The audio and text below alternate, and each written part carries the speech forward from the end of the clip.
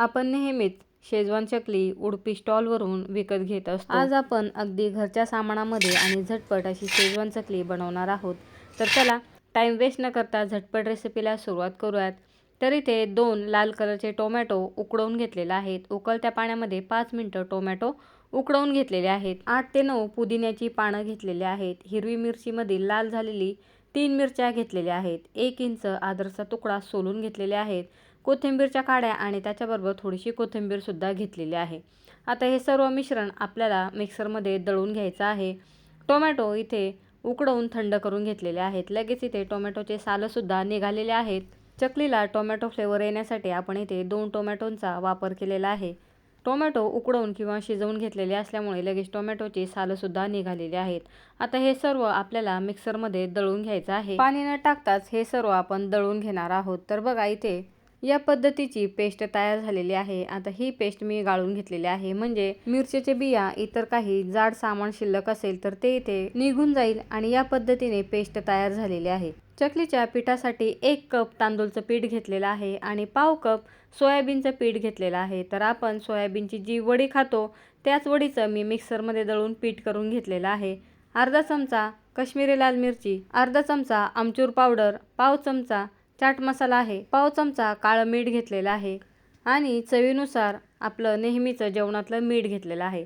आता याच्यामध्ये 1 पुडी मॅगी मॅजिकचा मसाला टाकायचा आहे। या सर्व मिश्रणाबरोबर 1 चमचा शेजवान चटणी टाकली तरी चालेल, म्हणजे चकलीला आणखीन टेस्ट येईल। आता हे सर्व इथे मिक्स करून घेतलेलं आहे। आता याच्यामध्ये गरम केलेलं 2 चमचे तेल टाकायचं आहे। तर मी इथे तेल चांगलं गरम करून घेतलेलं आहे आणि चमच्याने सुरुवातीला मिक्स करून घ्यायचं। तेल थोडंसं थंड झालं की हे मिश्रण हाताने मिक्स करून घ्यायचं आहे आणि तेलाच्या शक्य तेवढ्या गाठी इथे मोडून घ्यायच्या। आता याच्यामध्ये आपण जी पेस्ट बनवून ठेवलेली आहे ती टाकायची आहे। थोडी थोडी पेस्ट टाकायची आणि पीठ मळून घ्यायचं। मी ते सुरुवातीला अर्धी वाटी पेस्ट टाकली, मिक्स करून घेतलं आणि नंतर बाकीची पेस्ट टाकलेली आहे। पाण्याची गरज पडली तर गरम पाणीच वापरायचं आहे, अजिबात थंड पाणी याच्यामध्ये टाकायचं नाही। सर्व पेस्ट टाकून घेतलेली आहे। गरजेनुसार पाणी टाकायचं आणि इथे पीठ मळून घेतलेलं आहे। मी इथे गरम पाणी टाकलेलं आहे। सुरुवातीला चमच्याने मिक्स करायचं आणि नंतर हाताने मिक्स करायचं, म्हणजे गरम पाण्याचा हाताला चटका लागणार नाही। तर या पद्धतीने पीठ मळून घेतलेलं आहे। आपण रेग्युलर चकली करण्यासाठी जसं पीठ मळतो तसं पीठ मळून घ्यायचं। पुन्हा 1 चमचा तेल टाकलेलं आहे। यावेळेस मी रूम टेम्परेचरचंच तेल टाकलेलं आहे आणि पिठाचा गोळा मळून घेतलेला आहे। आता या पिठाला रेस्ट देण्याची गरज नाही, लगेच आपण चकली वळून घेणार आहोत। मी ते केकचं जे नुरवणचं नोझल असतं ते घेतलेलं आहे आणि नोझल पायपिंग बॅगमध्ये टाकून घेतलेला आहे।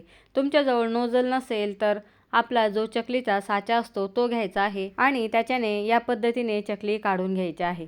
स्टॉलवरती ज्या पद्धतीने चकलीचे स्टिक मिळतात त्याच पद्धतीने मी इथे चकली काढून घेतलेली आहे। बघा, बराच वेळेस पायपिंग बॅगमधून हे पीठ बाहेर येत नाही, अशा वेळेस आपल्या घरातील चकलीचा साचा वापरायचा आणि चकलीची जी मोठी प्लेट असते ती लावून या पद्धतीने चकली काढून घ्यायची। बघा, पीठ जास्त पातळ नसल्यामुळे ही चकली आपण आरामात उचलू शकतो। तेल चांगलं गरम झालेलं आहे। आता गरम तेलामध्ये ही चकली टाकून घ्यायची आहे आणि मीडियम फ्लेमवरती 6 ते 7 मिनिटं ही चकली तळून घ्यायची आहे। मी इथे ताटामध्ये चकल्या काढून घेतलेल्या आहेत। एखाद्या पेपरवरती काढून घेतल्या तरी चालतील। बघा, गरमागरम तेलामध्ये सर्व चकल्या टाकून घेतलेल्या आहेत आणि चकलीला थोडासा कलर आला की गॅसची फ्लेम मीडियम करायची आणि मीडियम फ्लेमवरती 4 ते 5 मिनिटं पुन्हा चकलीला तळून घ्यायचं आहे। तर बघा, परफेक्ट असा कलर चकलींना आलेला आहे। हाय फ्लेमवरती चकली तळायची नाही, नाहीतर चकली वरतून कलर पकडेल आणि आतमध्ये कच्चीच राहील आणि मग नंतर चकली नरम पडणार आहे। आता इथे मी कंटिन्यू मीडियम फ्लेमवरती चकली तळून घेतलेली आहे आणि टोटल 6 ते 6.5 मिनिटं मला एक बॅच तळण्यासाठी लागलेला आहे। तर याच पद्धतीने मी बाकीच्या सुद्धा चकल्या तळून घेतलेल्या आहेत। बघत असाल परफेक्ट अशी चकली तयार झालेली आहे। कंटिन्यू अलटपलट करत मी याच पद्धतीने सर्व चकल्या तळून घेतल्या आणि बघा, चकलीचे बबल्स भरपूर कमी झालेले आहेत आणि चकलीला कलर सुद्धा चांगला आलेला आहे। या स्टेजला चकली काढून घ्यायची आहे।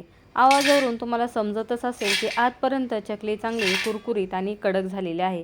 चकलीच्या मसाल्यासाठी पाव चमचा रॉक सॉल्ट, पाव चमचा काश्मीरी लाल मिरची, पाव चमचा काळं मीठ आणि पाव चमचा चाट मसाला घेतलेला आहे। आता हे सर्व मिक्स करून घ्यायचं आणि चकलीवरती टाकून घ्यायचं आहे, म्हणजे वरतून सुद्धा चकलीला चांगली टेस्ट लागेल। चाट मसाला आणि आमचूर पावडरमुळे चकलीला खूप छान टेस्ट येते आता इथे मी वरतून या पद्धतीचे मसाले टाकून घेतलेले आहेत. तुम्हाला दुसरे मसाले आवडत असतील तर ते सुद्धा वरतून टाकू शकता. आणि बघा, आवाजावरून समजत असेल अतिशय कुरकुरीत अशी चकली तयार झालेली आहे. आपण विकत आणतो ती चकली बराच वेळेस खूप कडक असते, मात्र आपण इथे घरामध्ये जी चकली बनवलेली आहे ती बघा कुरकुरीत सुद्धा झालेली आहे आणि आतपर्यंत ही चकली पोकळ आहे आणि खूप कडक सुद्धा ही चकली तयार झालेली नाही. बघा, आतपर्यंत एकदम खुसखुशीत अशी चकली तयार झालेली आहे. ट्राय करून बघा. व्हिडिओ आवडला तर व्हिडिओला लाईक करायला आणि चॅनलला सबस्क्राईब करायला विसरू नका. व्हिडिओ बघितल्याबद्दल धन्यवाद.